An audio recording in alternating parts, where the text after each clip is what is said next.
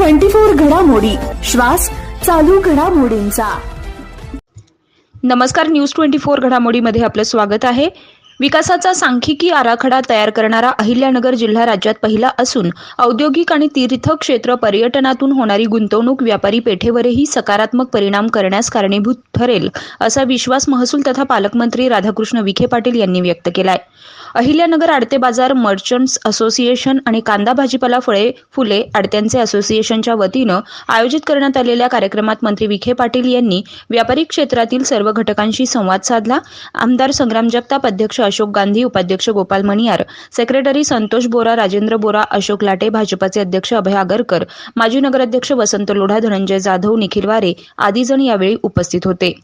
प्रतिनिधी स्वामी गोसावी, न्यूज 24 घडामोडी, अहमदनगर।